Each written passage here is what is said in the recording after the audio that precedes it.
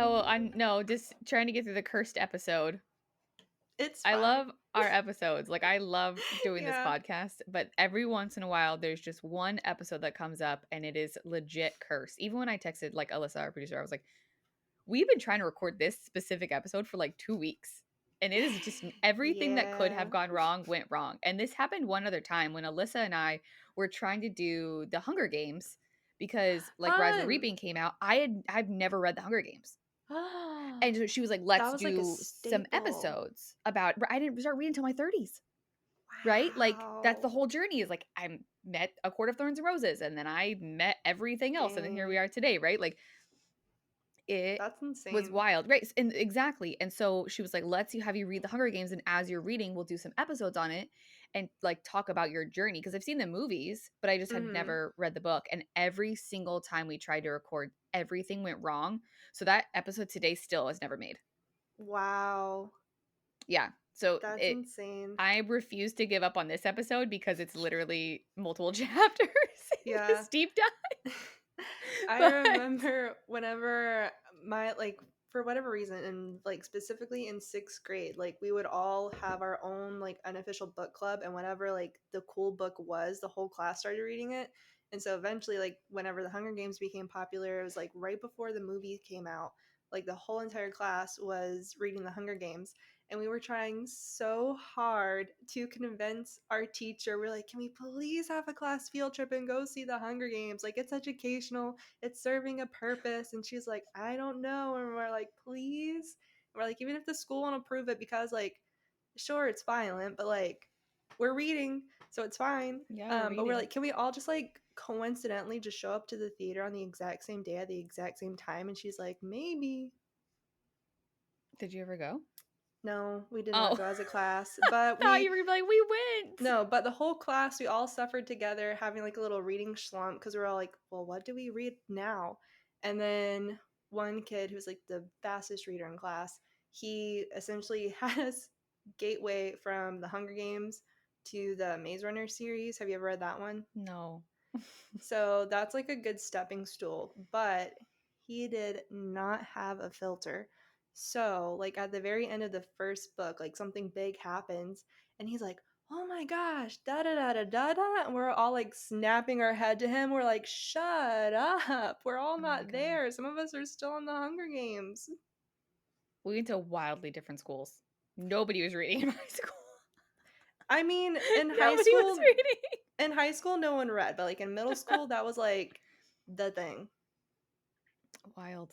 I love it. I'm glad that you did that. I did not read any of I didn't read like the Hunger Games, I didn't read Maze Runner, I didn't read Twilight, none of it. I I did read not none read things. Twilight, but I did Hunger Games, Maze Runner. I think it was like towards the end of middle school. We all got into Divergent, Mhm. and we did get to do a school field trip with that one. I think I saw that. I think I saw it like once on my own, and then another school trip was like, "Oh, we can like go see the Divergent movie." Or like, say less. So I saw that movie twice in theaters. Um, and there was a trend, it's like loosely a trend because the books were new-ish. Mhm. But there was like a, you have not read Divergent? Mm-mm. I've Okay, seen so the movies. I saw all okay, the movies. okay. I So wasn't you like know under a how, rock. I was so just you like know I was just wasn't how, reading. there's the character whose name is Four. Mhm. So I guess there's like there was unofficially like a 4 day, so it'd be like the fourth day in the fourth month, and so you were supposed to either dress as a, oh my gosh, as a Dauntless, which is the people that wear all black, and they're like the cool, like crazy kids, and then Amity, I think, is the other one that was all gray, and they're like very selfless and just very reserved. And so like me and I think 3 or 4 other friends like did the 4 day at school. And Mhm. so I think like some of them were gray. I was like very pastels, very bubbly, quiet, teacher's pet. And so I come up to school one day wearing all black, and everyone was like, "Is she okay? Like, is she going through something?" And I'm like, "It's She Dauntless Day. What do you mean?" Oh my God.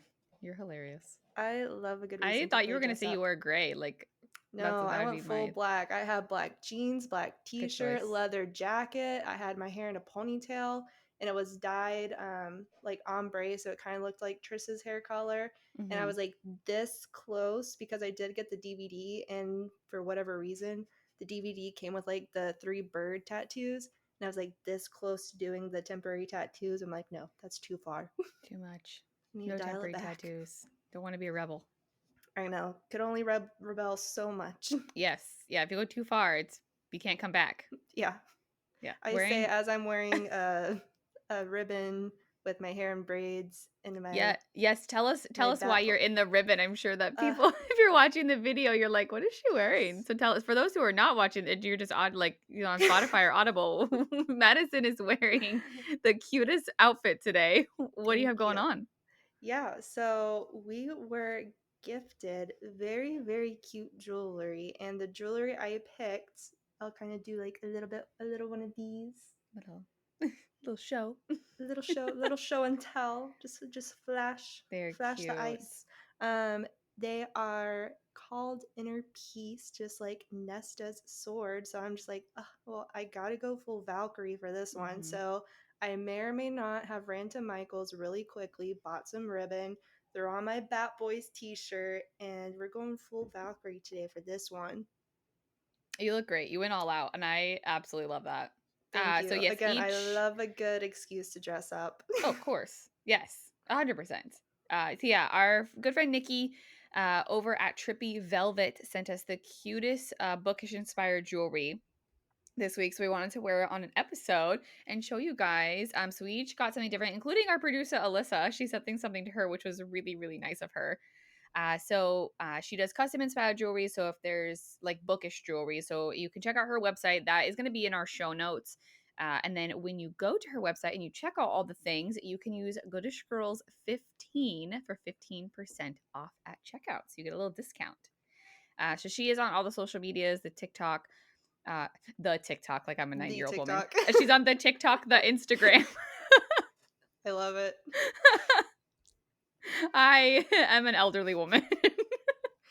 You guys heard about the TikTok? The internet thing that's going on. No, so she's on TikTok, she's on Instagram, all the socials.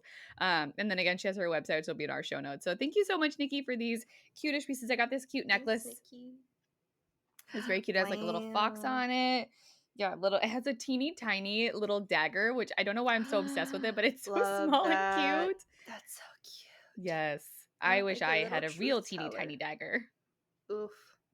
One day. I'll get one One now. day. Now I have to, so that way it's like for my charm necklace. I So mean, hey, I know that they're out there because the amount of cosplayers I see that commit with like their fake prop weapons, I'm like, mhm. rock on. Yeah, 100%. No, I fully agree. Ooh, especially every time I see someone cosplaying Selena Sardothian, chef's Mhm. kiss. I'm like, Yes. I want to have that level of confidence. I think you could do it. Maybe one Put a day. blonde wig on. I tried going. I did my hair ombre, which is like as closest to blonde as I got, and I'm such a pale person that it just washes me out. That's fair. That's I don't fair. know. I'll just like tap into that like that one like those 3 chapters where she has red hair. Just like I'll it's the scene where it's like, who's Mhm. that? Aideen smiled. Rowan. I'll just do that. Yeah, no, I love it. So during last week's episode, we got the opportunity to experience our journey like through Crescent City, smelling just like Bryce Quinlan, with a custom perfume from our friend Sierra at Wonderwick. Because we loved this scent so much, we are actually doing a giveaway through our Instagram this week. So we're very excited. We're pairing up with Wonderwick. So to get your chance to score a Wonderwick gift card and some custom Goodish Girls merch, here's what you need to do. Find the post on our Instagram, goodishgirlspod or the Wonderwick. The link is going to be in our show notes to both of those pages, so it'll be easy access. Make sure you like the post. Make sure you're following both the Goodish Girls podcast and Wonderwick. Tag 2 friends in the comments who might want to enter the giveaway as well. And for extra entries, you can share it to your story or your page on Instagram. And join us live on October 8th at 7:30 Central Time to find out who your lucky winner is. Now, this is the first time we're going to go live. gonna go great. Go easy on us. Give some grace. It's gonna be great, I have no doubt. But Madison, I'm not gonna lie, to be honest with you guys, we mess up a lot on this show. Alissa Sure has do. her work cut out for her. We are starting a Patreon very soon, and I want to put all of our bloopers on there. Just all the time that we look like so I'm gonna be outed stupid. so hard. It's gonna be great. There's some really funny moments that will make you guys laugh. So one day you might find them all on the Patreon. Yeah, there's one. It didn't. For whatever reason, whenever we filmed it, my brain didn't click. I'm like, oh yeah, this part is in fact going into the episode. But it's whenever you tune into our Bookish Gentleman video, I may or may not be quoting alongside our dark romance pick for that week. And I was like rewatching the episode. I'm like, oh, that is in there. Whoops. Oh right, we're recording. I forgot. I was in my own little bubble. That's really funny, actually. I didn't notice that. Because like I knew parts that were gonna get cut out because I was being extra silly, but then that part my silliness did in fact make the cut. I'm like, oh, this shall be on the internet forever and ever. Yeah. Oh my gosh. There's one that I kind of want to put on our Patreon. It was our Alyssa and I's interview with Stella Bloom. So there was a really funny moment. I got super excited about something. I don't remember what I got excited about, but I was like, I gotta go. Like I gotta go. I died. Yeah. And then simultaneously, like as I was saying that, I hit the cord on the computer to my like where my camera is plugged in, and my video went away. And But Stella that's was like, iconic. Stella was like, did she actually leave? And I was like, no, I'm here. I just had to reset. So of course I had Alyssa like edit that out. I was like, no. No, you should have kept it. But now it's gonna go in the Patreon. So you guys can watch it. That would have been hilarious to keep in. Yeah, I don't know. I couldn't do it. I was like, no, we'll just take that out. It's fine. But I will release it to you guys one day. If you want to see it, you can go to our Patreon when it's launched and watch me just scare Stella Bloom. And there's also a moment where there was like lightning and all three of us got scared. Love that. It was wild. We were like, everything's fine. All right, guys. So again, join us for our giveaway. Make sure to go to our social media page, follow both the Wonderwick and the Goodish Girls podcast, and join us live on October 8th at 7:30 p.m. Central Time. Check your time zones. I'm bad at that. All right, let's do this. Welcome to the Goodish Girls podcast. My name is Dallas. I'm Madison. And we are hanging out on our guided tour of Crescent City, chapters 33 through 38 today. Chapter 33. We are at the Oracle, which is very exciting because I think that this is kind of a big deal. So Hunt entered the Oracle's chamber, and the first thing he states is that it smells of sulfur and meat. And if you guys have never lived in an area that has sulfur, or like in a house that has like sulfur in your water, literally rotten eggs. Mm-hmm. If you're like, what's sulfur? Like if you lived in like city water, it usually doesn't have that because they will like process it out. It's not harmful if it's in your water. It just is so unpleasant. Like coming from like a small rural area up in Idaho, it's so gross. Yeah, so sulfur and meat. Awesome. Step 1, walk in. I think I would walk right out. I'm like, I don't need my Oracle read. It's fine. I'm good. I'm going to go. Thanks. It's like I came, I say, I saw, I conquer. You know what? It's fine. Well, I came, I breathed, I left. Yeah. just do a fortune cookie style. Like yeah, can you actually just email me? Can you just email text me a good voice memo so you can put the drama in there, Miss Oracle? So it is noted that the Oracle had an offering to Ogenis, who again is the keeper of mysteries, in case you guys forgot that. So the goddess is also the goddess of the seas, and again, keeper of mysteries. I believe the Oracle claims the House of Many Waters. It doesn't actually like say which house they claim, but that's what I want to believe, is that if they were to claim a house, they would claim the House of Many Waters. Thoughts on that? I'm just puzzled by I just need more information on Ogenis in general. Whenever Hunt was like recalling everything he's gone through with the rebellion, and he specifically was like, channeling or like questioning Ogenis, I'm like, Mm-hmm. but why? Yeah, it is interesting. Well, and the reason why I think the Oracle, if they were to claim a house, would claim the House of Many Waters is because if you're under the House of Many Waters, it's river spirits, water beasts, kelpies, mare, nymphs, nox, and others watched over by Ogenis. Like it says that Mm, specifically. maybe the House of Ogenis is just for the shady people. Maybe. Like the people, because I also, like, you know who would be besties with the Oracle? Who? The cereal. 100%. They're actually distant cousins.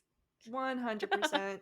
Because they would just be talking trash, talking Mm-hmm. tea, and they would have a field day. I could just see it now. The Oracle, like, meeting up with tea with the cereal, be like, girl, I met with this one chick, totally yelled at her. She blinded me. I was out sick for a week. It's She's like, can you fine. believe this? Yeah. Wow. Yeah. I think I would fit right in for tea time. Oh, I would I love to hear the love. tea. There was one fantasy ball I went to, and they did have a cereal come in and like was walking around, and so I'm like, oh, I gotta ask a question because like I'm here, so why not? Yeah. And so I asked the cereal, I was like, so everyone like. Rhysand claims that he's the most handsome High Lord, but like, who do you think the most handsome High Lord is? And they're like, you know what? It's a great question. Many people sleep on Tarquin. I'm like, you know what? You're so right. He does Oh, not get enough love and appreciation. you're not wrong. That I don't disagree. I love that. So, one thing that the oracle says is that he said, "I wondered when the shadow of death would darken my chamber." The oracle is kind of wild because they're basically the middleman between the gods and the person in front of them, like a conduit as they would call it, right? Who and this is going to be more in our like House of Theories and lore area. But if who is the oracle really? Like they are such a mystery to me that it's weird. And it even states in the book that says, the oracle smiled a smile that did not wholly belong in this world. And I think that is fully an Easter egg that Sarah is laying for us. I Ooh. don't have an answer in Theories of Lore, so you guys know when you get there. Like, I still have the Yeah. questions. So I don't know. So she tells Hunt to ask her a question, and he does. He says, "Why does someone want Luna's horn?" She said it had already been asked 2 years ago, and she refused to answer it. She didn't say that she did not know why, but she said that she refused to answer. However, when he does finally ask who is doing this, they say that it is veiled and they cannot see. So, like, Oracle can see all except for like this random stuff that's kind of veiled, which I thought was also interesting. Mm-hmm. I I would like to think know if they're it's a telling the truth. cover. Oh, Yeah. that's what I'm like. Is it veiled, or is it just Yeah. is it conveniently veiled? I think That it's just seems. out of convenience. Agreed. Again, stirring the teapot. No, you're not. I don't think you're wrong at all. So they said to open the doorway between worlds, they wish to use the horn to reopen the northern rift. So again, they asked her a while back, like, why, like, what's happening, and they didn't answer, and now they're choosing to answer, which I guess is progress, right? Mm-hmm. He's asking now. So the horn's purpose was not only to close doors, but to open them, uh, depending on what the bearer of it wishes. So they also said it can be healed, but again, they say it has been veiled. I cannot see, none can see. So I thought that was also interesting that like is it that they cannot see? Is that someone is like making it to where they cannot see? Like how much power does this oracle actually have, right? Mm-hmm. So it also says the legends say that it cannot be repaired, but the oracle states that those are just that, legends, which tells me hello, that can totally be repaired. Mm-hmm. Right? Just saying, oh, like that's just rumors, basically. That's Yeah. just a myth. Like, you know, in lesser words. So Hunt is less than thrilled in these answers that he gets, and he gets a little snarky with the Oracle. And they tell the Lord of Lightning he should be grateful that he learned anything at all. Which, yes, go Oracle. Snaps for you. Put that man in his place. Love you, Oh Hunt, my but it's like gosh. still though. Oh I'm all Lord. for putting a man in his place.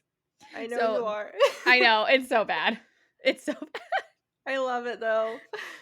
I'm here for it. So the oracle asks if Orion Athalar, who again is Hunt, in case you guys forgot his like original name, his real name. So the oracle asks if Orion Athalar wishes to see his own future, and we are reminded that no one has spoken that name in over 200 years when his mother was alive. So that tells us that the oracle is pretty well knowing, right? Because like no Mm-hmm. one has said that name. Hunt does not want to know what the oracle sees for him, which she's like taken back by it, right? Uh, because everyone wants to know. Everyone's like, yeah, tell my future. And he thanks the oracle and attempts to move on with his day. He's like, thank Mm-hmm. you. Like, I'm good. And then the oracle attempts to stir the pot once more and says, did Bryce Quinlan tell you what occurred in this chamber 12 years ago? Like, okay. Dangling the carrot. Like, And again, starting drama for no reason. mm-hmm. She's like, did you hear actually that what happened? Because Skipping I'll stay tell with the you. High Lord, but not specifying which High Lord. Yes, exactly. You'll be safe. So Hunt informs her that that is Bryce's business, and he has no right to know if she does not want him to, which snaps for Hunt. That's on respect. Good job, buddy. That was a test. You're passing. And so honestly, the Oracle is again really powerful, but I am fully labeling them as a gossip girl. 100%. Yes. Gossip girl Oracle. And they say, you remind me of that which was lost long ago. I had not realized it might ever appear again. That's a pretty powerful quote. Mm-hmm. Before Hunt left, he was given one final piece of unsolicited advice from the Oracle. Do yourself a favor, Hunt Athalar, and keep well away from Bryce Quinlan. Hot take, but that might be the smartest thing the Oracle has ever said in my book. Oh my gosh. Listen, I love Bryce, but every now and then I'm just like, Miss Ma'am. Because I'm not going to go into it because it'd be spoilers, but man just wants a peaceful life. And Bryce is like, no, let's start a new adventure. And I'm like, Start an adventure. He needs to get out of his shell. Bryce is doing him a favor. Hunt needs a vacation. He needs a Jet2 holiday. He does need a Jet2 holiday. Yes. They don't have a family of 4, but so they won't save No. any money. Hey, Hunt, Justinian, Victoria, Isaiah, there you go. Bet. Perfect. I love it. And that it's a quick chapter, chapter 33. Mm-hmm. A lot of information from the Oracle, a lot of stuff that's going to go into our house and theories of lores. So if you want to dive deeper into that, make sure to stick around for that portion. So chapter 34, Madison, take us away. Yes, so this chapter opens up with Hunt's meeting after he met with the Oracle. He's meeting with Bryce and Rune. Essentially, he tells them everything that he heard, and right now they're suspecting that the rebel group that's associated with Briggs might be behind it, and that potentially they could be wanting to repair the horn to open a portal to Hell to form an alliance with the princes to take down the Asteri. Um, and they're also speculating that at this point that potentially the murders that have been happening could be considered the rebels eliminating any loose threads and making sure that their plan or their cause isn't getting out into public light. As they're kind of deciphering all of this, Rune mentions that they would need a Veneer's help. And I believe it's Hunt saying that maybe they're using a witch to summon the Crystallos. And Rune says, unlikely a witch was involved. They only obey the Asteri. They've had a millennia of unbroken loyalty. Mm-hmm. We'll touch more on that in the House of Theories and Lore. But Rune, little smarty pants, also says, if someone could repair the horn, I don't even know how that would happen or that would be possible. I read some mentions of the horn having a sort of sentience to it, almost like it was alive. Again, we'll be touching that again on the House of Theories and Lore because my man is using his big brain and I love it. But even though Hunt and Bryce are just like, I don't know. Rune proposes seeking out the help of a med witch. And again, Bryce and Hunt are like, Rune, it's an inanimate object. And he's like, but hear me out. So even though Bryce and Hunt are kind of just like not on board with the plan, Rune's next plan of action is he's going to go try to find a med witch to help see if the horn can be repaired that way. Mhm. But after they kind of split up, Hunt asks Bryce why the Oracle would warn him to stay away from her. And then Bryce kind of gives us a little bit of lore into Fae culture, and she says that when girls reach their first cycle or they become a teenager, they go to the Oracle for a glimpse of what power they might ascend to when they mature, so their parents can plan unions before the drop even occurs. So essentially, again, the drop, you've heard it a million times, I'm going to say it a million and one times. You drop into your power, and essentially it's within yourself and you have that set level, and it varies for everyone, and your ascent is essentially you have to come back to the real world in order to actually claim that power, otherwise you stuck being kind of like in death limbo for the rest of your life. Mhm. Um, but again, Bryce is saying that the Oracle is simply used to see what power people can achieve. um, Back in the day. Today, it's kind of now just like a little tradition that people go to in order to see what career they'll be most useful in the future. But essentially, once upon a time, Ember wrote to Bryce's dad to schedule for Bryce to meet with him, and so that she can get in with her face side of her heritage, because her mom kind of got a feeling that maybe she's actually holding Bryce back. So they set up this little meeting, and Bryce is telling Hunt what happened at her Oracle meeting. She says that when she looked into the smoke, the Oracle screamed and tried to claw her eyes out. She went blind for a week. Um, Whenever that happened, because it caused such a big ruckus, dear old dad stormed out of the VIP exit so no one could associate him with Bryce, and he abandoned her at the temple. And so essentially, whenever Bryce got back to dear old dad's house, she found all of her things left out on the curb. Rune tried to help Bryce, but his dad forbid it. So the only thing he was able to do really was to slip Bryce some money to get Fair to go all the way back to Ember's house. And Ember was furious, as she should be. Um, but that's essentially the story that Bryce tells Hunt. But as they are doing their research back at Griffin Antiques, Hunt does find a vase depicting the Crystallos being slain by brute force. This is a vase that comes all the way from Parthos. Keep that location in mind because you'll be hearing that more as the series continues. Hunt also says, which is so funny, because he essentially finds this photo on the computer and they're trying to dig more into it. And Bryce is like, hold on, let me do it for you. And Hunt says, I might have been born before computers, Quinlan, but I still know how to use them. Ah, And such an old man. he's such an old man. But then I was thinking about it because I'm like, you honestly like went through so many changes. And I'm like, how, I want to know like how easily he accepts change. Because man has lived through decades, literal decades. And I think that's a good question for like all three, all not only all three series, right? Like Mm-hmm. Crescent City, Throne of Glass, and Akatar, but like Fae worlds in general, like fantasy worlds in general. People like those who are immortal, like how Mm-hmm. they have to accept change, right? Mm-hmm. But also in, and this is an Akatar like spoiler, so just if you haven't read it, then Plug the ears. skip by like 30 seconds. But like if I remember correctly, they even know that change is slow in that world. If I remember correctly, when they're talking about the Valkyries and not getting their, or not the Valkyries, I'm so sorry. I When they're think, talking yeah. about the Illyrians and Mm-hmm. the female Illyrians Don't get getting me their started. wings clipped, he's like, it changes slow, like progression is slow here. So is that just for the Illyrians, or is that, oh, you you have a I'm face like you know something? I'm dude, this point makes me so freaking mad at Resand because he's like, "Oh, I want to change the culture and like ban the wing clippings." And I'm like, "Just do it. You are Mhm. the literal High Lord. Like, what do you No, I thought he mean?" said it is banned. Like it is banned, but they just aren't listening, right?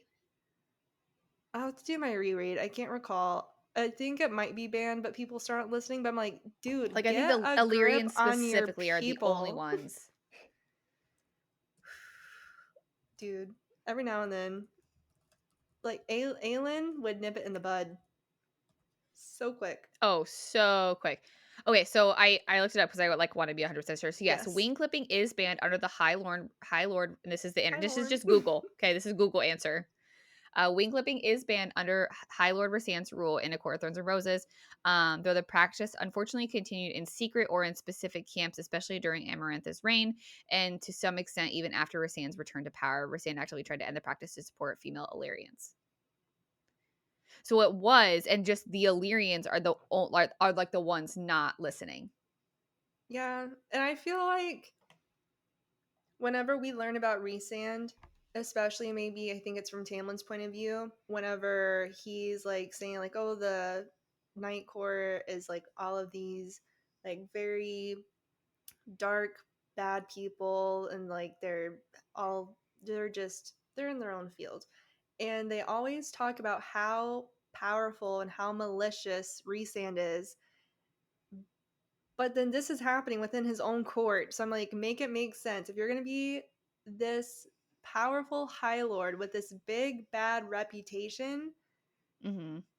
do it. Like, Yeah, it is. It is interesting, and I don't want to say too many more things because, like, this part is no spoilers, which we put a spoiler in yes, there. So my bad, we're hypocrites. So it's we fine. suck. It's But it's fine. It's like a little thing that's not like a spoiler for the whole entire story. It's just a little bit of, yeah, it's a little snippet. yeah, a little Don't be bit mad. into be mad. Whenever you read it, be mad. I've also never met anyone who read Crescent City before they read Akatar. I don't know if you've ever met anybody that's done that. That's a I wild think ride. You I've can. I think I've met one person like in the comments who said that they read Crescent City first. I'm like, that's wow. You Because can. even I wouldn't you recommend can, it, but you can. It's just a lot. So, yeah, anyways, I question again, like, is it all immortals that struggle with change or want change to be so, or are they so used to it changing all the time that it's like no big deal, right? yeah. I don't know. Whenever I was thinking about it, because I don't know if you've ever watched. I don't watch a lot of TV, but every now and then I get roped into series. Did you ever watch Downton Abbey? No, I'm crime show girly, Law and Order. Definitely not crime show. But it's essentially this Regency thing, and it starts in the 1920s, and then it escalates up through time. So you get to like it starts whenever the Titanic sinks, is like the show opening, but there's like this progression, and so you get the invention of electricity, you get the invention of the telegraph, and all of these things, Hmm. and even like toasters, and the way that people freak out over a toaster. Oh, I do love it. So I do love a toaster. so I'm just like, I want to know how like hesitant Hunt was, because man's old, and I want to know if he was like, oh my gosh, like what? Because he probably literally went from like Akatar technology Yeah, like all or the like way lack to of, cell yes. phones, Hmm. guns, toasters.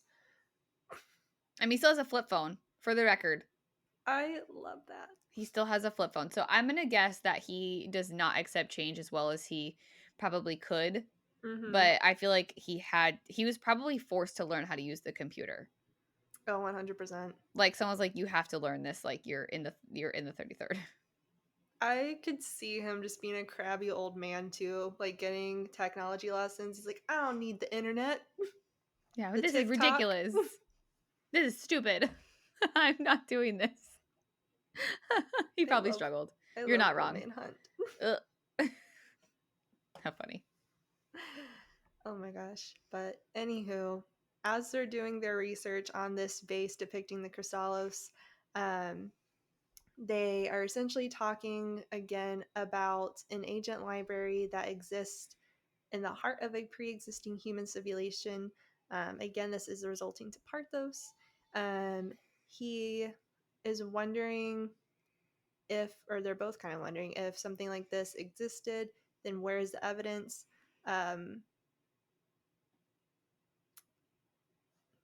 Sarah does an amazing thing. So, um, actually, I'll save it for theories and lore.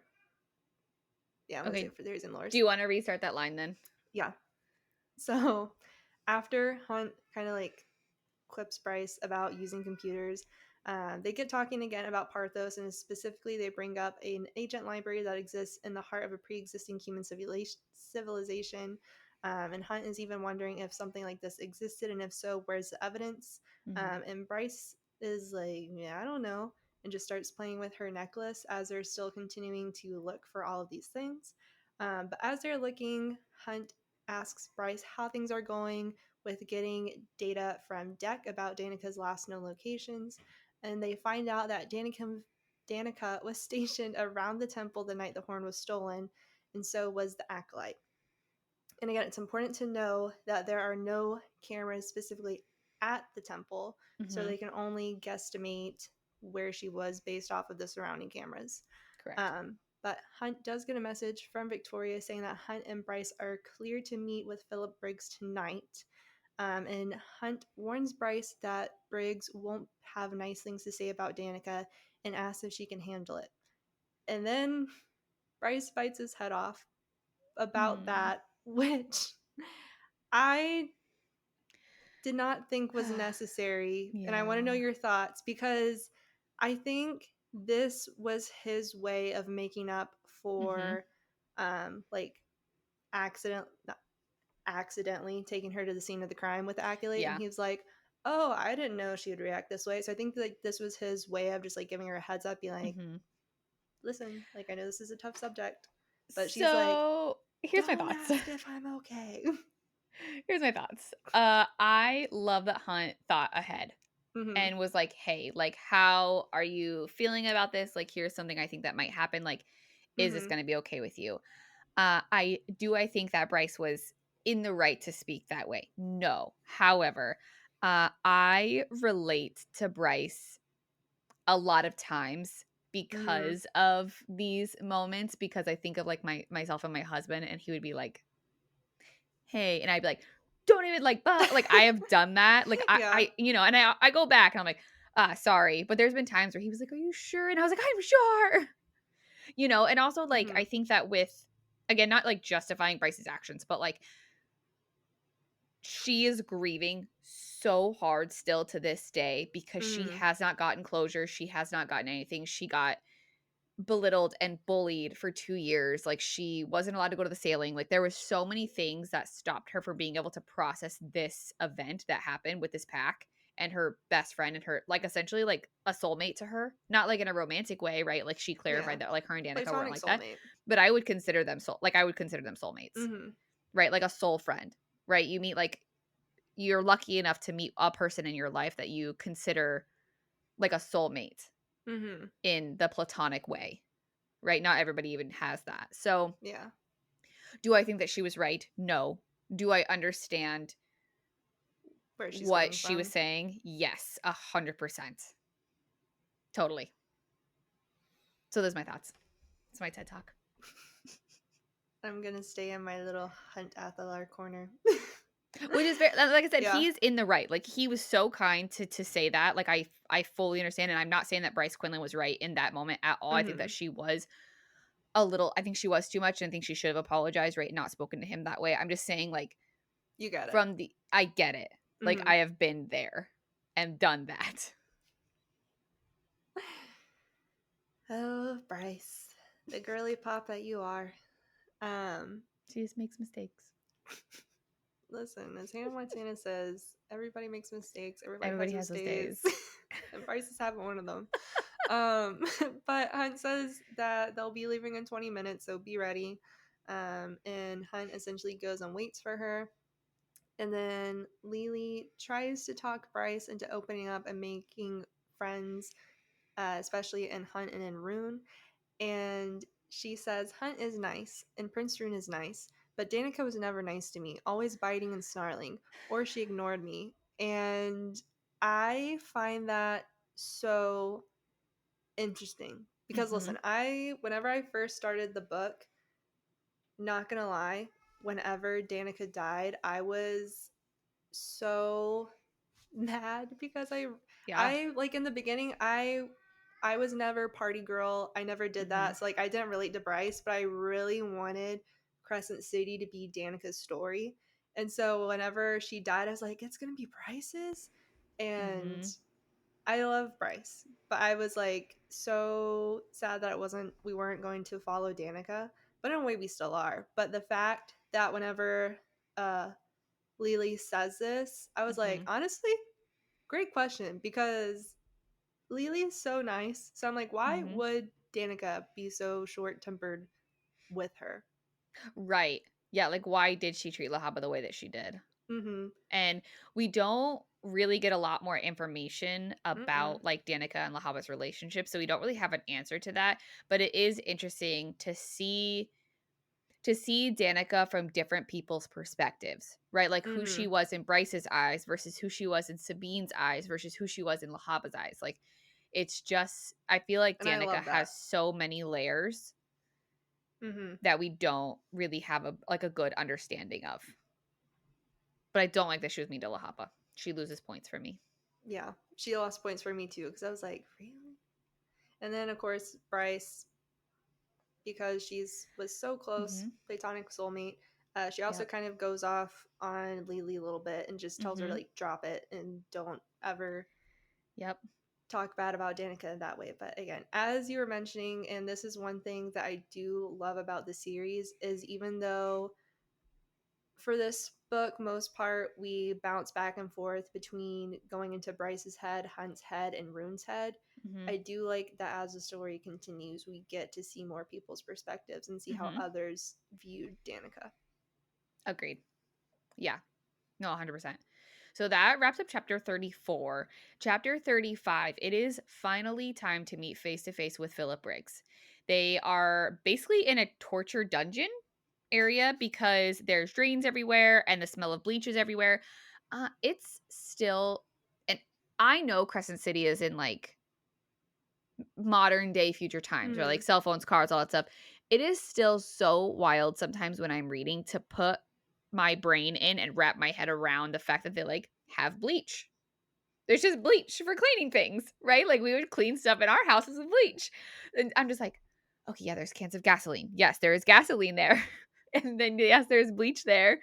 So not that it's a bad thing, it just sometimes makes me laugh. So I just need to put it out into the world to really wrap my mind around it and then move on. So That's it's so just funny. Crescent City. It's put it in the it's Crescent City box. Oh my So yeah. gosh. So they got bleach everywhere. There's drains. They're cleaning all the icky stuff up. So Bryce is noting all of the lights and reminding us that when someone makes the drop, they give some of their first light to the government to power the city and basically etc. Whatever they want with it. She notes that Hunt probably gave enough of his light to power a whole city and wonders what hers would go to when she finally made the drop herself, because you literally give like a, a little small ounce of whatever power, like it's a percentage, Mm-hmm. right? So because Hunt is literally so powerful, when he made the drop, he probably did give enough power to keep a city running for a while. So Bryce Mm-hmm. is like, I don't know how much I'll give to them, right? So they're finally in front of Briggs in the interrogation room, and he looks like he literally had the life sucked out of him. So he's like cleaned up, but he looks hollow, essentially. So Hunt starts a conversation, but is hoping that Bryce will ask her question first, because it's like just awkward silence. Everybody's just sitting there.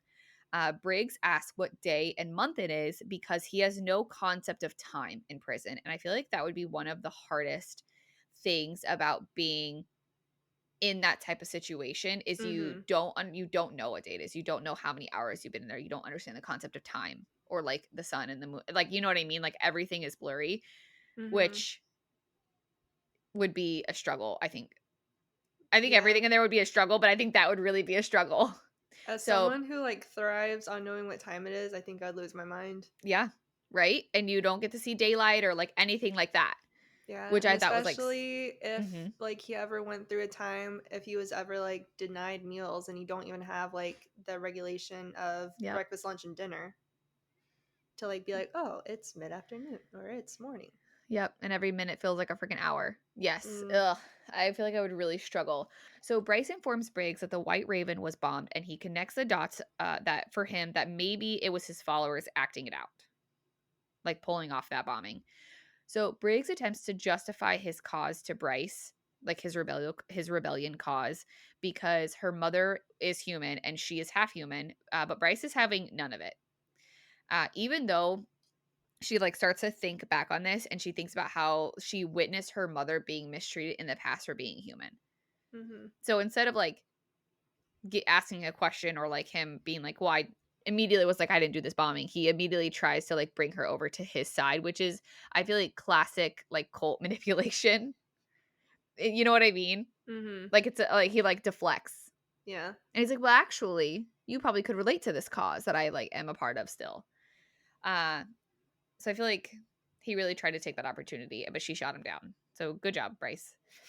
Philip Briggs then brings up an interesting comment that he actually liked Danica. Even when she arrested him, he still liked her. This obviously shocked Bryce, but he went on and he's telling her that when Danica and the pack were following his crew for weeks, she met up with him twice and gave him the chance to stop his plans, and even told him how he could get himself less punishment if he did things the right way, right? So he thinks that Danica might have even been a sympathizer for his cause, and his followers knew that. So he even states that like she possibly let some of them go the night that they were all arrested. So she like went easy on them, which is really interesting. Those are very interesting thoughts. I want you to take that conversation, guys, and like really keep that in your mind. Just like let that simmer for a while. So Bryce claims that Danica was not one of them, but he counters that even if she wasn't one yet, she was probably on the way to becoming a sympathizer. Mm-hmm. His followers knew Danica was a potential asset, and he would never say anything to anyone about it because she would have been a really big ally. And he's not wrong, right? So, like, if Danica decided to be a sympathizer, it would have been a big deal because she was really powerful. She led the most powerful pack. And so, if she was part of that, she would have helped them from the inside pretty tremendously. So no one was going to touch her because they knew that it would be a huge risk to their cause. So as Hunt is listening to Briggs go on about his cause and what it means to him, he wonders if he ever sounded just the same because he blindly followed Shahar into battle. Would he have even listened to anyone if they tried to tell him differently? And then we get a little snip of something interesting. Hunt's inner thoughts quickly tell us that Isaiah screamed at him in a war tent, but doesn't tell us anything else. And I don't think we ever actually come back to this, but I do feel like this is a moment to kind of reflect on who Shahar really was. So if you guys remember, Shahar was like Hunt's first love. Essentially, she was the archangel who was killed. She was the leader of a huge rebellion, which is like the reason that Hunt has like a crown on his head, the reason Lahaba doesn't have a house or any rights, like all of those things, right? So Shahar was like the leader of that. So it is interesting to see a small glimpse that maybe Shahar was making not necessarily the wrong choices, but like maybe she did move too fast, or maybe things did happen because Isaiah at one point in time tried to stop Hunt from just following her without questioning anything ever. Like Hunt is a pretty smart guy, so like I wonder Mm-hmm. what would have changed or where they would be at to this day if he would have been like, "Hold on, Shahar, like let's talk about this." Would she have even listened? Right? Mm-hmm. Even though like yes, he loved her. And it never says, if I remember correctly, it doesn't ever say that she loves him. Yeah, it almost kind of sounds like a one-sided mate bond to me. Correct. Like she was at the end of the day, she was still an archangel. Yeah, I just don't know if Shahar really felt the feelings for him that he felt for her. So I can see why he Mm-hmm. would like be blindly following her, which is kind of unfortunate. So again, that's the only snippet we get at that. It was just something to kind of think about. So Bryce cut the meeting. She's like, I'm done, and attempted to leave quickly when Briggs tells Hunt he has a lot of respect for him and asked what part of the 18th he served in and called him brother, which, Mm-mm. oh. Brother, So Hunt brother. left this meeting feeling like he was no better than that man. Hunt knew Briggs was telling the truth because he had been around enough men like that to know if they were lying. And what he means is he's been around enough people being tortured to know like the truth, basically. So Bryce could tell Hunt after that was in like a terrible mood and does try to pull him out of it, but he isn't even giving her an inch at first.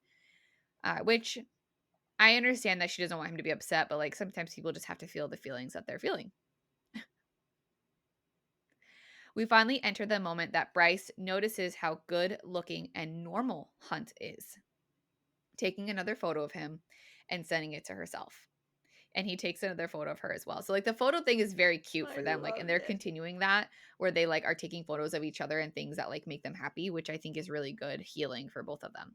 Mm-hmm. So Hunt finally opens up about how he is comparing himself to Briggs and how blind he was with Shahar and the war. He tries to open up but struggles. Bryce asks how long Hunt was in the Asteri prison for, and we learn it was 7 years in that prison. That prison in with the Asteri is so far beneath the earth that there is again no concept of time at all. Once he was done there after 7 years, he spent another 2 years with the same treatment with his first handler. So he went from the Asteri to his first handler with essentially 9 years without light, air, or flying at all, which Poor is baby. literally the 3 things an angel needs. Yeah. So it was at then, after the 9 years, that he was assigned to start killing demons that were coming through the rift. Bryce tries to reassure him that she sees him, the real him, and he is nothing like Briggs. Knowing now the Viper Queen is not a subject and neither is Briggs, they do need to continue their search from the list that Bryce created. The question is maybe Danica and her night at the temple might tell them something. So they need to like look more into that because the avenues that they have chosen so far are not really working out. So Hunt all of a sudden says, like, wow, they are absolute idiots, right? And even though the Luna symbol doesn't have cameras on the inside, right, which is why it's like a good meeting place, it does have cameras near on the outside, like exterior cameras. And so it would have covered the whole thing that night.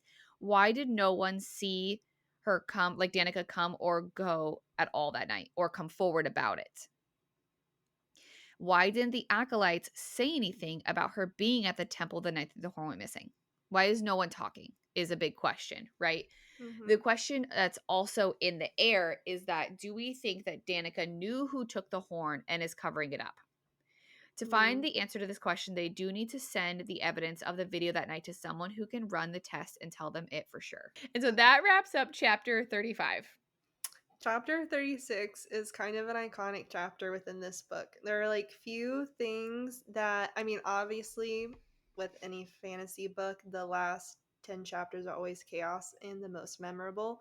Mm-hmm. But the little bits that are sprinkled in, like chapter 36, is very, very cutesy, very fun.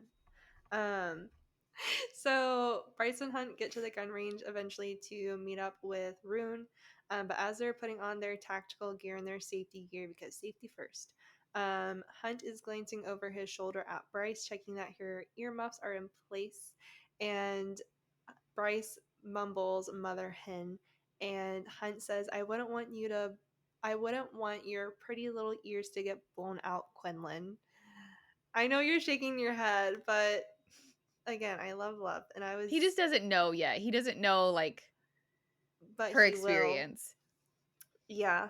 Um, but as they're getting their tactical gear ready, they find Rune, Deck, and Flynn at the shooting range, kind of Mm-hmm. doing their own thing. They're taking bets on if they're gonna miss and where they're shooting. But eventually, Bryce tells Declan that she has a job for him and that she wants him to analyze the temple's footage during the blackout. She wants him to specifically look for any abnormalities, whether it's in the audio or in any of the thermal that was picked up, or a way to make the footage any clearer. Mm-hmm. So that is the job for Declan. Declan says he'll look into it the best he can, but no hopes or promises. Um, and then, oh, how the turntables. Um, Rune tells Bryce to show Hunt her artillery skills, and Bryce says, I don't need to prove I can handle a big gun to run with the boys' club. Yeah, girl, you tell him. Yes, but Hunt, sweet baby boy. After she says this, Hunt's skin and other parts tighten at the feral delight in Bryce's eye when she says big gun. And Hunt, my guy. Like, not the time or the place. But to each their own. Mm-hmm. Um, Hunt wonders how many alpha holes had to had run from this part of her due to threatened egos, That's a good which question. I found that interesting because I mean, like I kind of get it because people with big egos, like if you Mm-hmm. outshine them, or especially the people that are like the, oh, let me show you, and they like reach over to like place your hands and whatnot. Yeah. And so I could get that. But then I would also like, especially, I mean, Hunt just admitted it, that's a turn on for him. So I'm Mm-hmm. also like, I don't, I feel like other people would be like, a girl who knows how to handle a gun? Hello. Um, what are your thoughts? I have met both types of like men like that, right? I've Mm met men, and when I say this, like, so she can like shoot big guns, right? And then I would think, oh, a lesser man would find that intimidating, hmm. Mm hmm. right? And then I've met then like my husband who would be like, hell yeah, right? Like he resonates with Hunt a lot. Like in these series and these books, I would say Hunt is probably one of his favorite Sarah J. Maas Aw. characters. So like him being like, yeah, I wonder how many men ran from that, because there are men out, like there are, and I guess not just men, like there are Mm hmm. others, right? That sometimes are intimidated by something that you can do, right? So like when a woman makes more money than you, a Mm lesser man would be intimidated. A lesser man would run, right? Instead of being like, you can be the breadwinner, like great. I love that hmm. for Yeah. you. I love that you are smart and intelligent and successful. So I think I think it's a nod from Sarah showing that Hunt is He's not a like good other man. men. Yes, correct. In a room of Hunt or a bear, I would choose Hunt. Agreed. I mean, is the bear a baby bear? No, you know, like the whole thing where people are like, if I had to choose between a bear or a man, I would choose the bear every time. Have you No, never I heard haven't heard that? that. I thought you Oh were like, my. if we're in a room and there's like a baby bear and there's Hunt, like which one would I try No. and hug? I'd probably like, No, there's always a ah, thing I where, like, see. if men are acting like children, Mm, like, case in point, if they're, like, intimidated or, like, yeah, what's the word? Mansplaining. Or just, like, being very degrading, and people are like, if I had to choose between a man or a bear, I'd choose a bear. Most choose time, the I'm bear. choosing bear. But in this case, I'd rent a Hunt. That's so funny. No, I have not heard that. Another strike for old lady Dallas. You'll find that on the TikTok. Well, now I will. Yeah, Now your it's gonna be phone's listening. everywhere. The bear, the bear, the bear. No phone, please don't.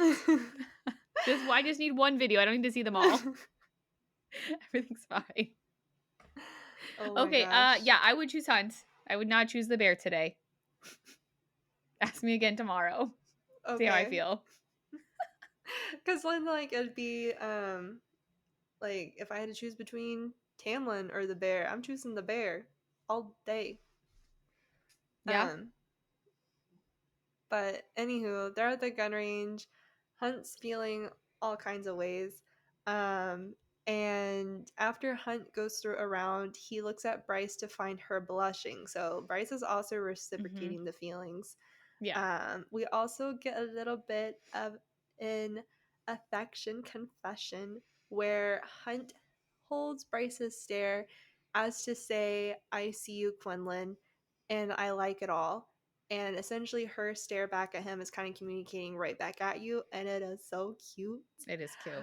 But then Isaiah calls and ruins the moment to Of report course. that there's been another murder found in Asphodel Meadows. And I'm like, Isaiah, we are having a cutesy moment. Made to I was ruin it. living my best life. Because Sarah writes this for the hopeless romantics and then rips it away from them. it was the one time that Bryce wasn't being rude to Hunt as he was flirting. The one time. The one time. That's so funny. So yeah, that wraps up chapter 36. It's another like quick chapter, but it does have some good info in it. Has some lovey stuff in it for Madison. So, chapter 37, Hunt was on the phone and informed the scene is 2 miles away. Last time, Hunt basically forced Bryce to go to the crime scene, but this time, as we know, he's learned his lesson. He can see her panicking about all of it and asks if she wanted him to go alone to the scene, and she shouldn't feel guilty for taking a moment to herself, even if bad things are happening around them. Because she's like, we shouldn't be here. We shouldn't be like shooting guns and having fun. Like, we should be out doing it. He's like, you can breathe and you can like live and be a person even though things are happening. So Bryce decides that she does not want to stay behind. She wants to go to the scene of the crime. So once she calmed down, they went to the scene and they arrived. Everything was taped off and everyone important was there. The techs are walking around, Rune and the guys are there. Everybody went to the crime scene. So the body was as bad as they thought it would be. It did look the same as the other ones, so like as the pack and the other ones that were murdered. So we learned that the time of death was literally 30 minutes prior to like to where they were right now. So 30 minutes ago this happened, and the victim was a guard from the temple where Luna's horn was stolen. And this specific guard was working that night. So another very big piece of the puzzle. Somehow the Crystallis demon knew where these victims were and also knew how to stay 100% detected every single time, and that is raising some serious red flags. Hunt brings up a theory that, like, gently, that's like, so the demon can go anywhere right now and has never been noticed and stay off all the cameras. In order to know where all the cameras are and all the things, they would need some pretty high clearance. ... Right? He like can't say it very loud, obviously, because there's some more important to people around. But he's like, this seems a little bit like an inside job. Mm-hmm. A huge light bulb pops up in Bryce's brain, and she's like, Main Street. So, and she looks at her map, and she's looking at where all of the murders happened, right? And she states that once you link them all together, every one of them is right next to a major avenue, such as Main Street.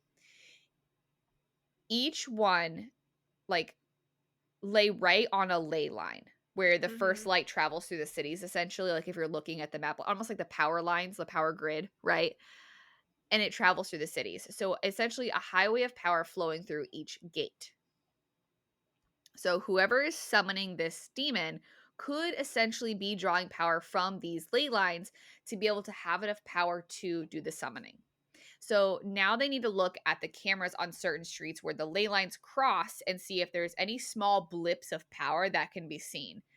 Like a tiny little beep, because it's not going to be anything big. Otherwise, they would have seen it already, right? And Mm-hmm.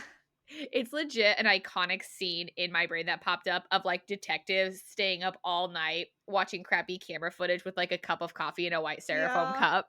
Like the iconic scene. But that's essentially what they're doing. They need to look at all these camera footage and see what's happening. They also need to see if the temperature drops at any moments as well, because if the demon is coming through, the temperature will be colder. So even if the demon is out of sight there, something has to be off as it passes. Once Hunt and Bryce left the scene, Hunt does an alpha hole move and asks her if her and Finn ever hooked up. I wouldn't say that's alpha hole. I just say that's him being nosy after he got all hot and bothered at the gun range. Oh, I see. Okay, I can kind of see it that way. Because he's like he flirts with her, like Flynn flirts with Bryce all the time. Mm-hmm. And I did sense a teensy bit of jealousy. Like, I wouldn't just say like a he wasn't not smidge. jealous, but I think it Mhm. was mostly him being nosy. You're But I probably wouldn't not say it wrong. was like full alpha hole. You're probably not wrong. But either way, her and Flynn never hooked up. And she did have that like younger sister crush on him, like way back in the day. But she never hooked up. She did, however, hook up with a vampire one time. Uh, and that has been her only hookup in the House of Flame and Shadow. So like she's like thinking back on like when she was younger, and she's like, Mm-hmm. well, there was a vampire one time, but I like wasn't. She like wasn't a fan. She's like, I wasn't into that, and that was the only hookup in the House of Flame and Shadow. But I did find her childhood crush on Flynn super cute because Oh, she said definitely. that she would write in her notebook, what's his last name? Jason Flynn? Yeah, Tristan Flynn. And I think she was like Right, Mrs. she'd Bryce write Bryce, Flynn. yeah. It Or was really cute, and we've all what's been his there. title? Because he's a lord, or he will be a lord. His Yeah, dad is a lord. So I think she'd like write like Lady Bryce. yeah, that's super cute, and we've all been there. We've all written in our notebooks I don't as think like I young have. girls. No, because you were too busy. You were reading. Yeah, probably. I was writing it down in my head, but She's like, I'm it's up not. here. I'm no rookie. I don't leave evidence around. Oh, I was writing everywhere. I was like, like writing my notebook all the Nope. time. Oh Gotta yeah, write it in my head. I probably watched too many movies. That's funny. So yeah, they never got together. So Hunt's like, okay, check that box. Feeling good. He's feeling better, anyways. So he mentions that he doesn't really have anyone in his past worth mentioning because Shahar ruined him for everyone else. He, again, grew up in her legion and he fell completely in love with her, which we have talked about. We talked about prior, right? So Shahar told Hunt that he could be more than he was. And so she raised him through her ranks in the military, essentially. Bryce asks if Hunt was still in love with Shahar, and he tells her that he will feel the same until he dies. She gave up everything for him and the cause. Did she give up everything for him? Or did she give up it for the cause? Think she gave it up for the cause, but you know what made me really sad? Hmm. Spoilers for Throne of Glass, but it kind of reminded me of um like the I wouldn't necessarily call it a triangle, but there was like that period where Lorcan like had a thing for Maeve. And I'm not saying like Yeah. Shahar's evil because they did have a just cause and they were trying to Mm-hmm. make the world better, but it Yeah. was kind of giving me like Lorcan and Maeve the way Hunt is for Mm-hmm. Shahar. Yeah, just like just blindly in love and following. Mm-hmm. Yeah. I can see that. Like, Ugh, my poor I can babies. see that reference. Oh, I do love some Lorcan. So all of this information does put Bryce back a bit emotionally because she thought just maybe he wasn't all that bad. So she's like starting to kind of see little bits and pieces of him that are good. So as the emotion was happening, unfortunately Sabine shows up, of course. And if you need a reminder, this is Danica's mother. We don't like her. Trash. So Sabine is obviously super rude immediately and asks Bryce where Danica's sword is again. Uh, we're not answering that question still. Bryce is like, I'm like, she doesn't say anything. She just deflects immediately. So the question is still not answered of where the sword is. So Sabine calls her a ton of names, and Bryce just wants to leave. She's like, let's get out of here. Hunt is super amped up. She's trying to calm him down, and then they both finally fly away. Thank goodness. So they get back on the roof of the house, like of the apartment, and Declan calls Bryce. He found something in the footage that was sent to him. After getting distracted that Hunt was hot AF, right? She's like super distracted over it. She finally comes back to reality and realizes what's happening with this camera footage. So Dex states that it could be a mistake, but after isolating the sounds, he finds a couple of voices laughing and daring people to touch the dial at the Rose Gate in Fyro, which is again 5 roses, all the way at the temple. This is a problem because those two things are nowhere near each other, right? So someone swapped the footage that night of the horn, like the night that the horn went missing. Whoever did this is good because this is not something that the 33rd caught. The question of who was like there or in charge of things was answered pretty quickly because we know now that Sabine Fendier was the lead on the video footage investigation that night and immediately became suspect number 1. And that is it ends up chapter 37, but it also wraps up part 2 of the book. So now we are entering part 3, the canyon. Yes, and chapter 38 is kind of short and essentially just there to solidify that they think that Sabine is the main suspect. So they kind of go over their reasoning behind why. So essentially, Sabine is the prime suspect because they now caught her, or they have very, very high suspicion that she was the one who that Sabine was the one who tampered with temple footage. She is the prime apparent wanting to the prime apparent is essentially wanting to tap Danica over Sabine, so that would be Sabine's motive for wanting to get rid of Danica, even though Danica was her daughter. Also, all of Sabine's words from the interrogation room over in chapter 6, because Sabine essentially said Danica couldn't stay out of trouble. She never kept her mouth shut and knew when to keep quiet around her enemies. And look at what became of her.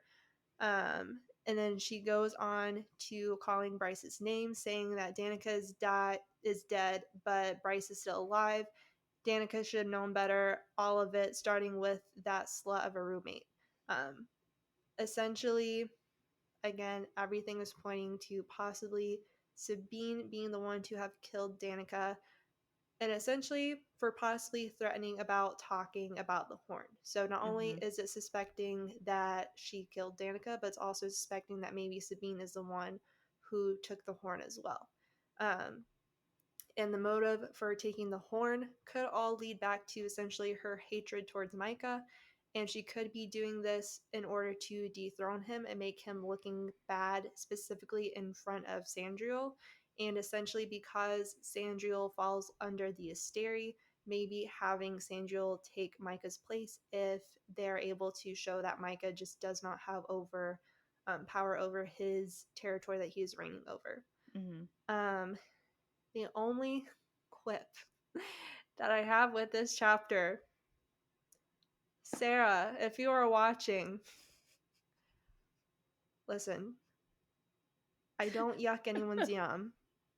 I listen and I don't judge. However, why did we have to make Hunt a foot and toe guy? I don't yuck anyone's yum. However, a little bit of yuck. Because if you want to open your Bible to page 371. Oh, we're really getting into it. Okay, all right, 2 seconds. What page am I going to? 371. You don't have to relive it, but if you want to know, like, what does she make him a foot guy? The proof is in the pudding on that page. 371. Yeah. They're essentially talking about an explanation for why Sabine would want to swap the footage.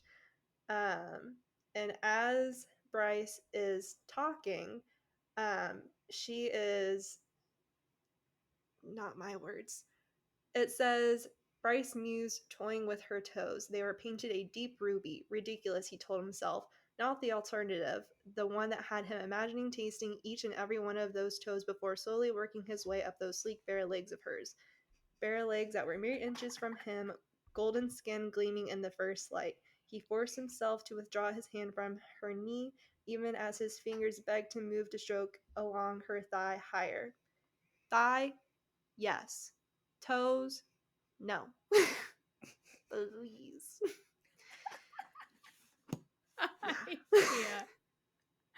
Yeah. I love that you are so upset about it. Listen, again, I don't typically yuck anyone's yum, but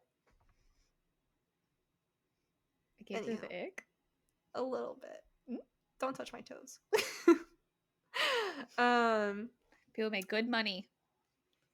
Listen, don't touch my toes. Has the thought come up because people do be making bank with feet pics.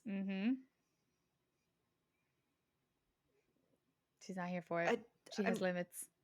I have limits, but like people do make a lot of money with that. They sure do. That's hilarious. Yes. I digress. Yeah. Hunt is a foot guy. There's nothing we can do about it. It is what it is. Anywho, gross. Sorry to anyone who has a foot fetish. As they're talking, Bryce is essentially just getting annoyed and wants to go on a run. And Hunt's like, it's like the middle of the night. What do you mean? And she says that she needs to clear her head. So essentially, they go for a run, but the chapter ends specifically with Hunt kind of taking notice of the scar on Bryce's thigh and him kind of asking questions about it and saying like, well, isn't the run going to hurt? And she's like, no, it's fine. And then he even asked like, oh, well, have you ever gotten it checked out? And she's like, yeah, duh, of course. Thighs. So essentially the chapter ends with them talking about her thigh and the lack of things that she's actually done to help it. Mm-hmm. We will learn more about her scar in future chapters, but that is essentially where this one ends. Bam. Your It guided tour through ends. Crescent City. It ends with a Complete. suspect and with toes. With toes. She's never gonna get over that. Nope. Oh, I love it. It is what it is. He's a toe guy. There's lots of them out there. You do you, boo. It's not for Madison though. No, not my fetish.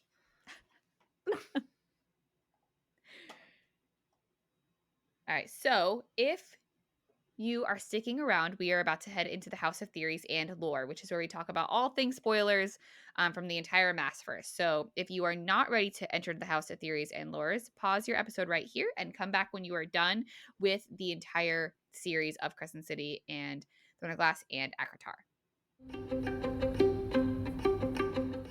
Did you enter our giveaway with Wonderwick yet? If you did, but you still want to go and grab a few things for yourself, make sure to check out her website and use the code goodishgirls10 at checkout for 10% off your entire purchase. All right. Welcome to the House of Theories and Lore. Again, this is spoilers. So, if you're not ready for that, then exit out. If you are ready for that, welcome. Here we go.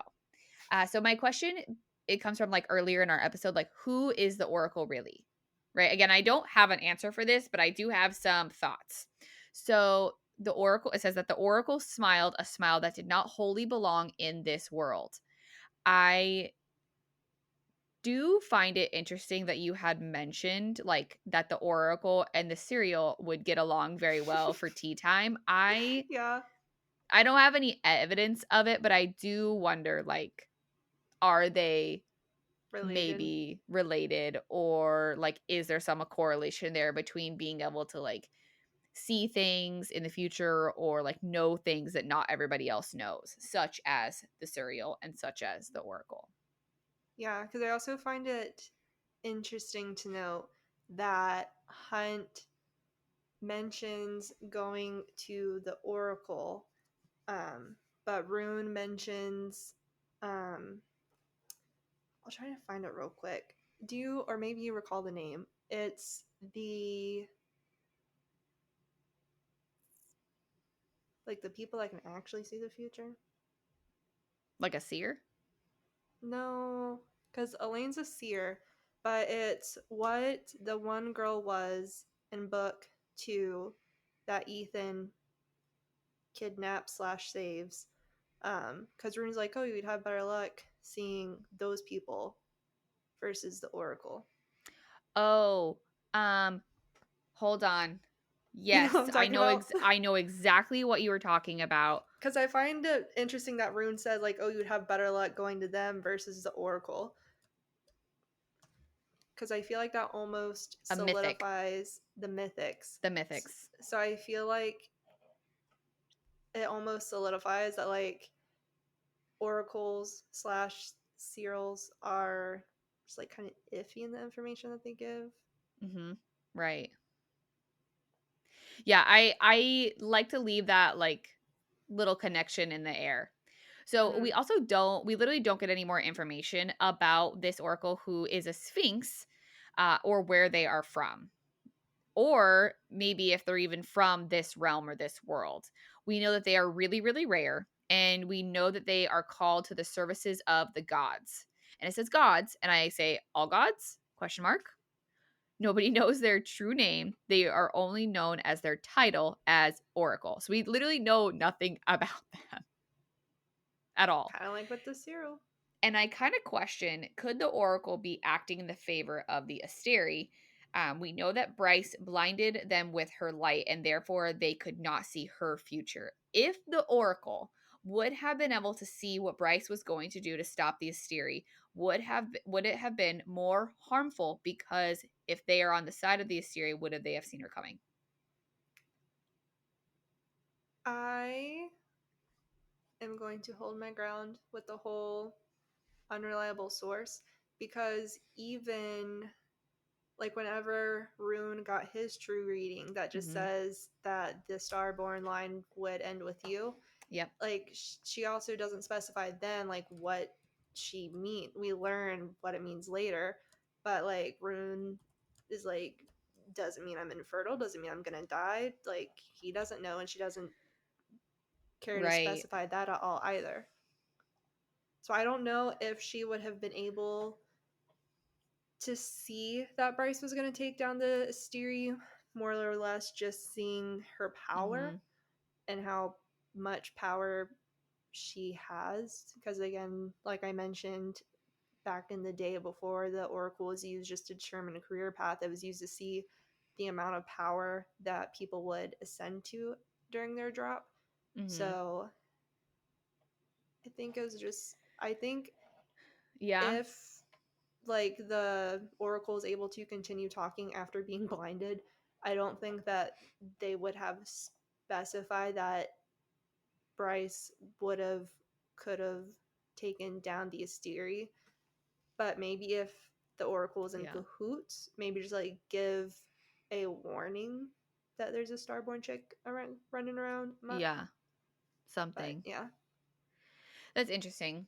And she also says, like, to Hunt, she says, "You remind me of that of which was lost long ago. I had not realized it might ever happen again." So she doesn't really allude to what she's even talking about, right? So what I do know is that the lost princes of hell, we learned that the Oracle is alluding to the princes of hell who were lost when they couldn't return from the rift. Hunt's power and existed reminded her of them. That's what we know. Did he just remind her of them, or does she know who Hunt really truly is in that moment?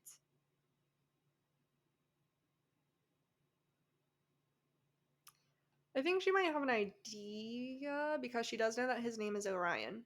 And that's Right. something that no one Mm-hmm. knows or calls him aside from his mom, who Correct. passed. Yep. So I find it Which very is, interesting. So that's why I wonder mm, if she is truly, like, if she is a non-reliable source, or if she is a reliable source. She just says information in a weird way, again, it's right? giving stay with the High Lord. Yeah, exactly. Right. She also says, "Do yourself a favor, Hunt Athalar, and keep well away from Bryce Quinlan." Why do we think Hunt never mentions this to Bryce? Did the Oracle say this because she blinded them, or is it actually for the safety of Hunt? Well, she never specified, but she did tell him to stay away. Right. That's what I'm saying. She was like, keep well away from Bryce Quinlan. Again, I think she's just trying to stir the teapot. I don't know. Something about the Oracle is so weird to me. Again, it's very, very serial of her. Yes. You're not wrong. I want to know what if you guys have any thoughts, like put them in our comments, drop them in our DMs. Like, what do you guys think is the real truth about the Oracle? Or do you think we'll even go back to the Oracle at any point, like in future books? Yeah, Or was but this just like a one-off?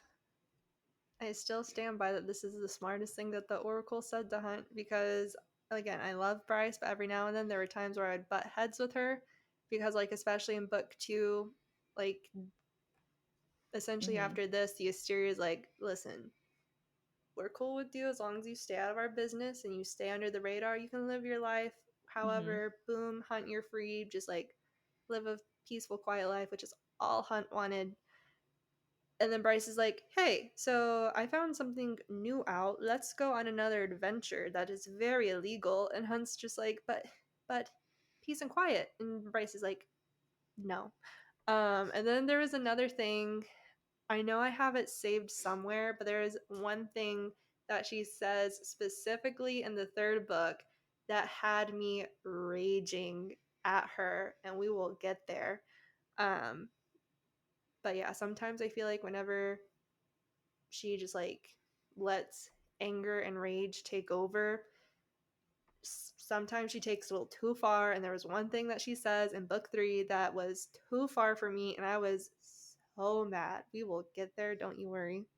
So you're saying that the Oracle gave that warning because of who Bryce is as a person, I not think so. because she can see the future and she sees something bad happening.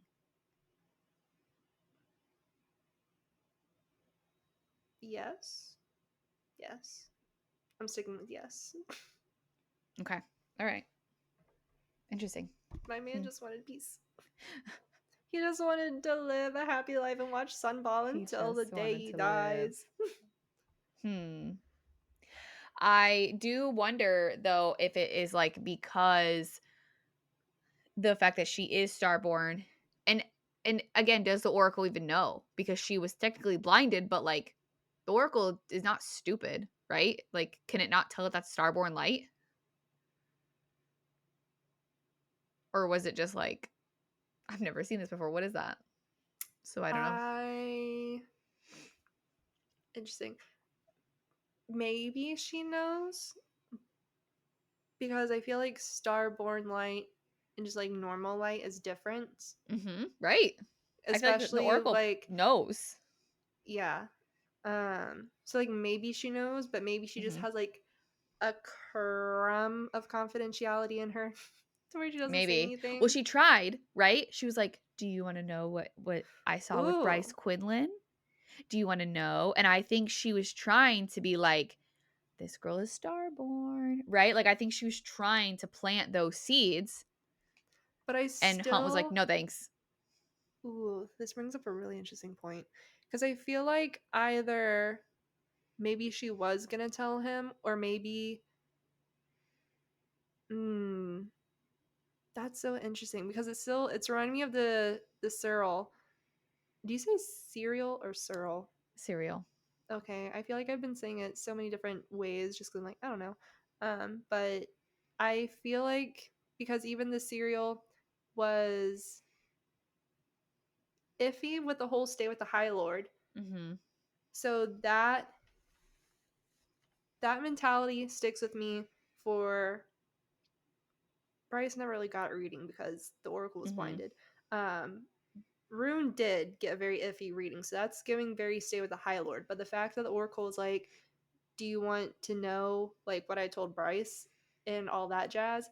It's reminding me of when the serial tells Farah, spoiler alert for We Akamath. are in So, spoilers. There's oh, this is just all kidding. spoilers. I forgot They where we should were. know now. I forgot where we were. It's fine. It's reminds me of Akamath whenever the serial was like, if you want to save your mate, then like do this thing. And Mm-hmm. Farah's like, my who?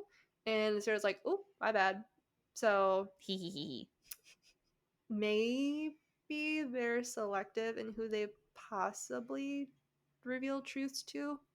Right, like yeah, like That's the interesting. cereal, like in that story, like Rasan mentions, like I've tried to capture that cereal a couple times and I've never been successful. How Yeah. did you do it? Right. So like the cereal sees something good in Feyre and then therefore allows itself to be captured. So I wonder if that brings up a good point. Like, does the cereal see something in Hunt and is like, let me give you this little tidbit. Let me give you this Hmm. information. I want to say yes then. Hmm. I would like to say yes. And I maybe it saw something it didn't like in Bryce, besides obviously being blinded immediately, Mm-hmm. uh, and like being in a lot of pain. But I wonder if it saw anything before that, or like they talked to Bryce before, right? I mean, she was just a teenage girl. Like I'm sure she wasn't Yeah. rude. I'm pretty sure if I had to guess, in like Bryce's Oracle meeting, it was probably just like a little. I don't know, like you know how in doctors' offices or like where like they kind of just do like the little rundown, and then they get into the nitty Mm-hmm. gritty. I feel like they probably had like a little rundown Yeah. conversation. And the Oracle's like, okay, let's see what you have. Boom, Mm-hmm. light. So like never got to actually discuss what it saw. Right. And then maybe it was Um, mad, like holding a grudge.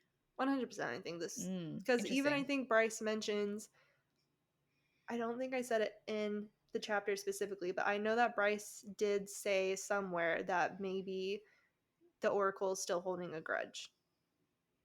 Right. Yeah. So therefore it saw something in Hunt and was like, I'm gonna try to help you out because there's something wrong with this girl. Mm-hmm. Hmm. Interesting. Okay. All right. Yeah, I want to know everyone else's thoughts on what or who the Oracle truly is, or if there's a serial relation. That's gonna be my crack theory is that they're distant cousins. They're distant cousins twice removed. Yeah. Um, the only thing I really had to add is the Easter eggs that Sarah places in this book, because now that I have read all of the books, I have the little Infinity Gauntlet. I can appreciate things, and I think it was chapter 34. So whenever um yes. So in chapter 34, whenever they are talking about Parthos, and Hunt is essentially wondering about the rumor of an ancient library existing in the heart of a pre existing human civilization. And literally, the sentence right after is Bryce playing with the Archesian amulet, which we learn later at the end of the book, whenever all of the things are thingin', that that library is real, and it is Jezebel's library at Griffin's Antiques. And I used my map, Dallas.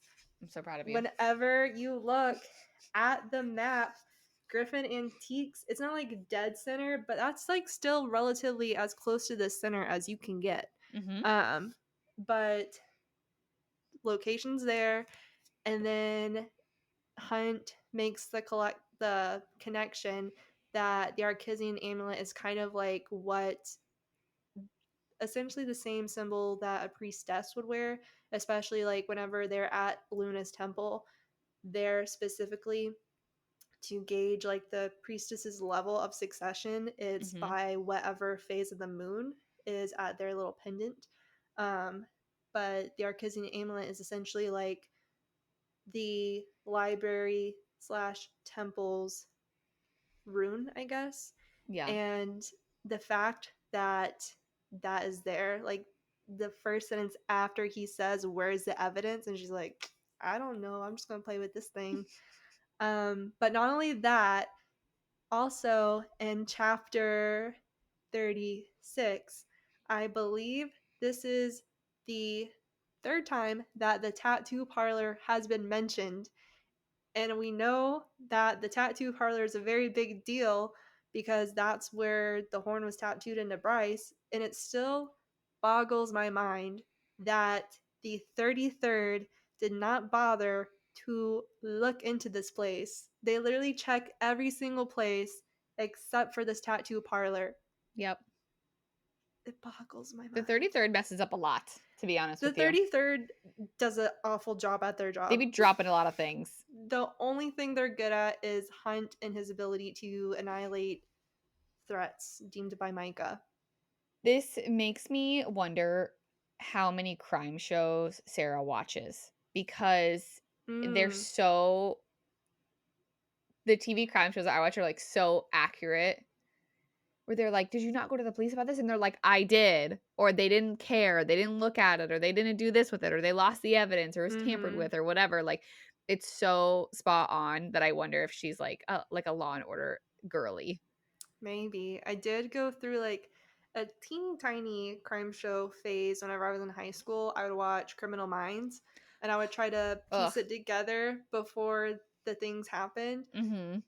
And then I went to college where I lived alone in a dorm. I'm like, I'm not gonna watch anything about the me getting paranoia. kidnapped. 100%. Yep. So I'm like, me on my own, new city, new college. No, thank you. That's fair. But yeah. Oh, I love some crime shows. All of them. Love Spencer Reid too. Anyone who doesn't love Spencer Reid, I don't trust. So that's valid. Like, if you don't, I don't know, we can't be friends. It's like it's qualification. True. That's valid. Yeah, right? I love like that man. He's the best. Him and the relationship between Penelope and Derek. Oh, so cute. I love their flirty, witty banter. The show's back. You know that, right? It got canceled. Because it got canceled. It got after like a million seasons. Yeah, so like they wrapped it up. And then they made like almost like a spin-off, but with mostly the same characters, and then some new ones as well. Like JJ there is, Penelope's there. Interesting. Yeah, there's like quite a few of them that are there. It's like Criminal Minds Evolution. And it's It's real good. I should restart the series. No, I don't have time for that. Never mind. I'm not going to do that. I should, but I won't. Amazing. Well, those are what I have. I want you guys to sit with that for like this week and talk about or think about like who the Oracle truly is. I love it, guys. Well, thank you so much for joining us this week in our episode of our deep dive of Crescent City. That was the House of Theories and Lore. We will see you guys next week with a very special guest. I'm not going to tell you who it is, though. You have to just wait and see. Haha. Well, thank you guys so much. Again, my name is Dallas. I'm Madison. We'll see you later.